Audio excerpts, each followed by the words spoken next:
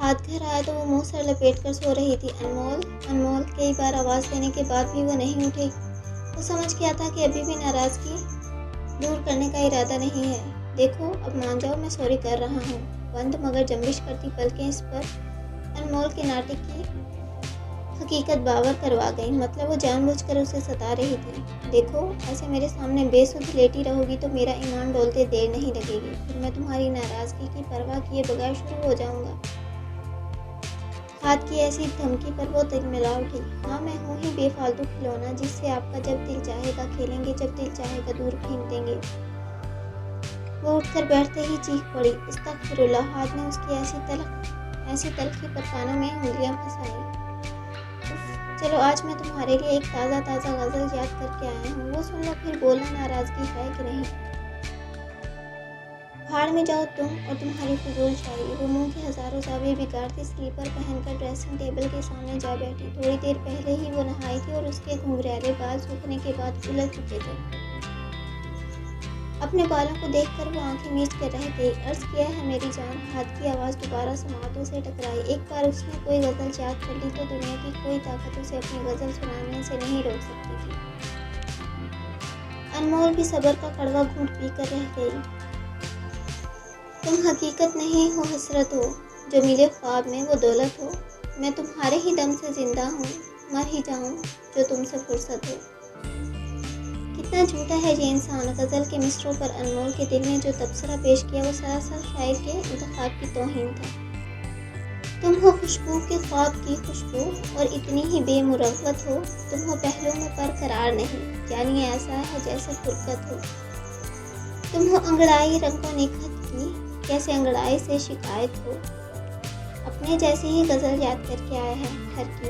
आंखें घुमाकर उसने हेयर ब्रश उठा लिया। किस तरह तुम्हें छोड़ दूं जाना, तुम मेरी जिंदगी की आदत हो। आदत नहीं, गले का तोप हो। वो सर छटक कर आईने में देखते हुए दोबारा अपने बालों पर तवज्जो देने लगी। किस लिए देखती हो आईना, तुम तो खुद से भी खूबसूरत हो। मजाल है जो ये बंदा कोई मौका हाथ से जाने दे। दास्तान ख़त्म होने वाली है, तुम मेरी आखिरी मोहब्बत हो। वाह वाह वाह वाह, तालियां। गज़ल के इख्तिताम पर उसने खुद ही वाहवाही का ढिंढोरा पीटना शुरू कर दिया। अनमोल ने अबरू उचकाकर उसे तालियां बजाते देखा। कैसी लगी गज़ल? वो बेड पर बैठे मुसलसल 2 मिनट तक उसके जवाब का इंतज़ार करता रहा, मगर मजाल है अनमोल पर असर हुआ हो। चलो बताओ, तुम्हारे लिए मेरा इंतखाब कैसा है? वाहियात। आईने में हाथ के अक्स को देखते हुए अनमोल ने जो जवाब दिया था उसने हाथ का हलक तक कड़वा करके रख दिया। तैश में आकर करीब पड़े तकिए को हाथ ने ज़मीन पर पटक डाला और खुद 2 कदम में ही अनमोल के ऐन मुकाबिल आ खड़ा हुआ। मेरे जज्बातों की तौहीन करने की तुम्हारी हिम्मत भी कैसे हुई? उसे इतना तैश में देख कर भी अनमोल के सुकून में कोई फर्क नहीं आया। मुझसे गलती हो गई, मैं इस बात की माफ़ी मांग चुका हूँ और तुम्हें मनाने की पूरी कोशिश भी कर रहा हूँ, लेकिन उसके बावजूद अगर तुम्हारा दिमाग दुरुस्त नहीं हो रहा तो मुझे बताओ, मैं कोई और तरीका अपनाता हूँ। हाथ की दी गई धमकी का मतलब वो खूब समझ रही थी, इसीलिए ब्रश उससे भी ज़्यादा कुव्वत के साथ फर्श पर फेंकते ही वो भी अपनी जगह से उठ खड़ी हुई। और तुमसे उम्मीद भी क्या की जा सकती है? जोर ज़बरदस्ती से अपनी दोस्त जमाने के अलावा तुम्हें आता क्या है? मत भूलो, तुम्हारी वजह से मेरी ज़िंदगी बर्बाद हुई है। और गौर से अनमोल, मैं 1000 बार कह चुका हूँ, मेरी वजह से कुछ नहीं हुआ। तुमसे शादी का फैसला सरासर मैंने अपने दिल से किया था। किसी की जोर ज़बरदस्ती में आकर तुमसे निकाह नहीं पढ़वाया, ना ही कोई मुझे मजबूर कर सकता है। हाँ बिल्कुल, आपको निकाह के लिए कोई मजबूर नहीं कर सकता। आपने हज़ारों लोगों में मुझे अपना नाम देकर मेरी इज्जत रखी। हालांकि इस इज्जत पर सबको उंगली उठाने का मौका देने वाले भी आप ही थे। तुम्हारा कोई इल्ज़ाम सच नहीं है। तुम वो देखने की कोशिश ही नहीं करती जो मैं तुम्हें दिखाना चाहता हूँ। हाँ, नहीं करती, क्योंकि मैं वो देखना ही नहीं चाहती जो मैंने अपनी आंखों से देखा, मुझे उस पर यकीन है। लेकिन मैं बेवकूफ़ हूँ जो तुम्हारी बातों में आकर तुम पर यकीन करके अपनी ज़िंदगी की एक नई शुरुआत कर बैठी। लेकिन मैं भूल गई थी, तुम वही हो, अक्खड़ मिजाज, दिमाग से पैदल इंसान। मेरी बर्दाश्त की हद को नहीं आजमाओ अनमोल। वो दोनों बाजुओं से थाम कर हाथ ने उसे अपने करीब किया, लेकिन इस वक्त लहजा इस कदर सर्द था कि अनमोल को अपनी रीढ़ की हड्डी में भी बर्फ उतरती महसूस हुई। आज तुम बहुत ज़्यादा बोल गई हो। तुम्हें क्या लगता है मैं हमेशा तुम्हारे करीब जोर ज़बरदस्ती और धौंस जमा कर आता हूँ? अगर भूल गई हो तो याद दिला दो। जब हम पहली बार करीब आए थे तो तुम्हारी मर्जी शामिल थी। इस बार मैं अपने गुस्से पर काबू खो बैठा था, लेकिन इसका मतलब ये नहीं कि तुम मेरे जज्बातों की तौहीन करोगी। एक औरत को ज़िंदगी गुजारने के लिए प्यार, मोहब्बत, इज़्ज़त, एक पुरसुकून घर की ज़रूरत होती है, और मैंने तुम्हें ये सारी चीज़ें हाजिर करके दी हैं। इसके बावजूद अगर तुम नाशुक्री कर रही हो तो अब तुम नाशुक्री ही रहो। मैं तुम्हारे करीब नहीं आऊँगा। अपनी लहू छलकाती आंखें उसकी आंखों में गाढ़े व सर्द लहजे में बोलता अनमोल को अपनी जगह साकत कर गया। जहाँ तक मुझे याद है, गुलजार ने मुझे इस कमरे की तस्वीर नहीं दी थी। वो जब से इस कमरे के अंदर आई थी हर तरफ से जायज़ा ले रही थी। इस कमरे का डिज़ाइन उस कमरे जैसा नहीं था जैसा तस्वीरों में दिखाया गया था। खैर जो भी हो, मुझे अपने काम पर ध्यान देना है। जल्दी से वो फाइल लेकर निकल जाऊँ। और वह लड़की पता नहीं मुझे कहाँ मिलेगी। हदाद ने भी इसके बारे में कुछ नहीं बताया। सब लोगों के बाहर जाने के बाद अब वो पूरे कमरे में दंदनाती फिर रही थी। अगर यह हदाद का कमरा है तो फाइल भी यहीं कहीं होनी चाहिए। वो पूरे कमरे को छानने में लगी हुई थी। साथ ही उसे डर भी लग रहा था, अगर हदाद आ गया और उसे चलते फिरते देख लिया तो उसका राज फाश हो जाएगा। मुझे जो भी करना होगा बहुत सोच समझ कर करना होगा और आराम से करना होगा। ऐसा ना हो मेरी एक गलती पूरा खेल बिगाड़। गुलजार को फ़ोन करती हूँ। कुछ सोच कर उसने गुलजार को फ़ोन करने की ठानी। अपने घुटने के नीचे एक छोटी मोटी बैंडेज के दरमियान उसने अपना मोबाइल छुपाया हुआ था, मगर अब उस बैंडेज में कोई मोबाइल नहीं था। मेरा मोबाइल कहाँ जा सकता है? मैंने खुद अपने हाथों से ये पट्टी बांधी थी और किसी ने उसको खोला भी नहीं है। फिर मेरा मोबाइल कहाँ गया? अगर मेरे पास मोबाइल नहीं हुआ तो मैं गुलजार से रब्ता कैसे करूँगी? ज़िंदगी में पहली बार उसका सामना ऐसी सिचुएशन से हो रहा था जहाँ वो लम्हा लम्हा खतरे में थी और बचाव के लिए उसके पास एक मोबाइल ही नहीं था। मेरे साथ ऐसा नहीं हो सकता। मैं इस कमरे से बाहर भी नहीं जा सकती। वो दोनों हाथ मसलते हुए अब चले पैर की बिल्ली की तरह इधर से उधर घूम रही थी। ये हदाद कोई मनहूस इंसान है। जब जब इसके पास होती है मेरा बुरा वक्त शुरू हो जाता है। हदाद का सोच कर ही उसके दिमाग में आग लग गई। लेकिन मोबाइल तो मुझे किसी भी सूरत चाहिए होगा। क्या करूं, क्या करूं, क्या करूं? ऐसी सूरत हाल में तेज तेज इधर उधर घूमते हुए वो अपना दिमाग चलाने की भरपूर कोशिश कर रही थी, मगर किसी के कदमों की चाप सुनकर फौरन बेड पर लेट गई। सर, आप इस वक्त ऑफिस में? इस वक्त आपकी पहली बीवी घर पर है और खतरा।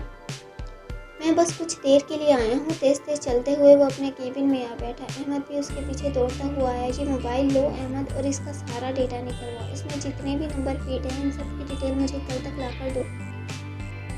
इसमें जो सिम है पता करवाओ वो किसके नाम से रजिस्टर है। इस सिम के जरिए किस किस को कॉल की गई है या फिर किस किस की कॉल इस पर आई है। पिछले 2 हफ्ते के सारे रिकॉर्ड निकालो।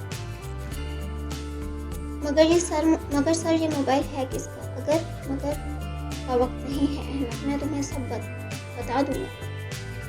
अभी सिर्फ इतना समझ लो, ये बहुत बड़ा सबूत हमारे हाथ लगा है। पिछले 4 साल में हमने जितना स्लो प्रोग्रेस किया है, अब चंद दिनों में ही हमारी रफ्तार बहुत तेज हो चुकी है।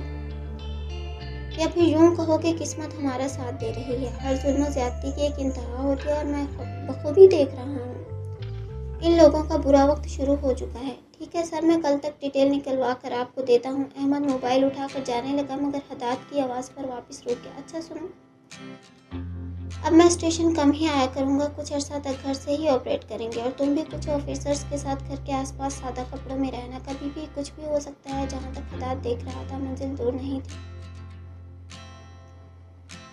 ये औरत का नशा भी बड़ी ऊंची चीज़ होता है, चाहे जितने भी जतन कर लो उतरता ही नहीं। ये लड़की अभी तक आई क्यों नहीं? हमेशा वो जब भी किसी लड़की को अपने फार्म हाउस पर बुलाता था तो वो वक्त से पहले ही आ जाया करती थी, मगर आज तो तकरीबन घंटा लेट हो गया था और ये मोहतरमा आने का नाम नहीं ले रही थी। तब तक एक काम करता हूँ, हसीना की तस्वीरें उसके शौहर को सेंड कर देता हूँ। उम्मीद है जितनी वो उससे मोहब्बत करता है तस्वीरें देखने के बाद पागल ही हो जाएगा। कुछ सोचकर फेक ईमेल के जरिए उसने तस्वीरें हदाद के ऑफिशियल मेल पर सेंड कर दी। अब मजा आएगा। कोई मेरे जितना खुशकिस्मत भी हो सकता है। मेरे हाथ में दुश्मन की कमजोर नस और पहले में खूबसूरत लड़कियां। वलीद मलिक, और तुम्हें चाहिए क्या? आईने में खुद को देखते हुए उसने अपनी खूबसूरती के साथ साथ किस्मत को भी सराहा। उसी वक्त एक खूबसूरत लड़की व्हाइट कैप और छोटा सा रेड टॉप जेब तन किए इसके कमरे में बिना दस्तक किए दाखिल हुई। वलीद ने एक नज़र उसके हसीन सरापे को देखा। बेशक वो बेहद खूबसूरत थी। ये वही लड़की थी जिसे उसने अपनी रात गुजारने के लिए मुंतखब किया था।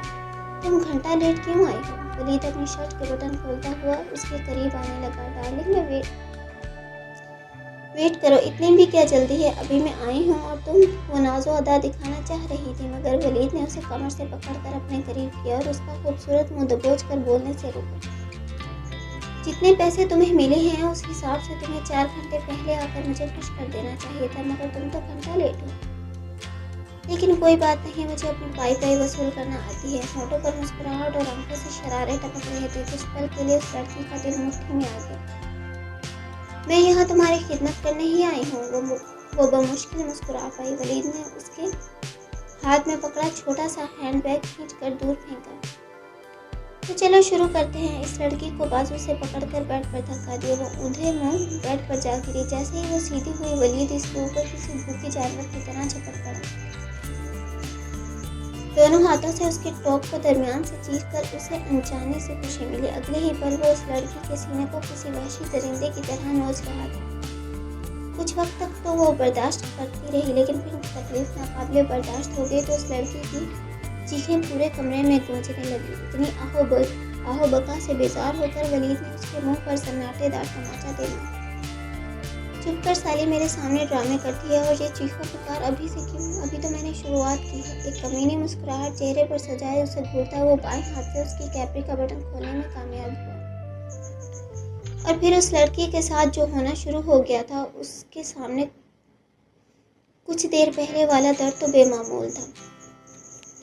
हकीकतन वलीद ने ड्रग्स ले रखे थे। जब वो शदीद नशे में होता था तब औरत के साथ ऐसा ही सलूक करता था। मुझे जाने दो, तुम एक वहशी इंसान हो। इस लड़की की चीखों पुकार सुनने वाला यहाँ कोई नहीं था, या शायद यहाँ पर जितने भी लोग थे इन्हें इन सब चीज़ों की आदत थी। हीर, तुम सिर्फ मेरी हो, आज हम एक हो जाएंगे। नशे में भी वो हीर को बुला रहा था। हीर सिर्फ मेरी है, इसके साथ मैं रहूँगा, इसके वजूद पर हुक्मरानी मैं करूँगा। इस लड़की के वजूद को दागदार करते हुए वो मुसलसल हंस रहा था। कुछ घंटों बाद इसका नशा उतर गया और अपने बराबर एक सफ़े नाजुक के अनचाहे वजूद को देखकर वलीद का हाल तक कड़वा हो गया। अगले ही पल उस लड़की के बरहना वजूद से कंबल खींचकर एक जोरदार लात मारते हुए उसे बेड से नीचे गिरा दिया। निकलो यहाँ से, तुम्हारे पैसे अकाउंट में पहुँच जाएंगे। आप लोग रिव्यू दें ताकि मुझे रोज़ाना एपिसोड देने में आसानी हो। आप लोगों का रिव्यू, आप लोगों का रिस्पॉन्स मेरे लिए बहुत मायने रखता है। तो बने रहें, खुश रहें।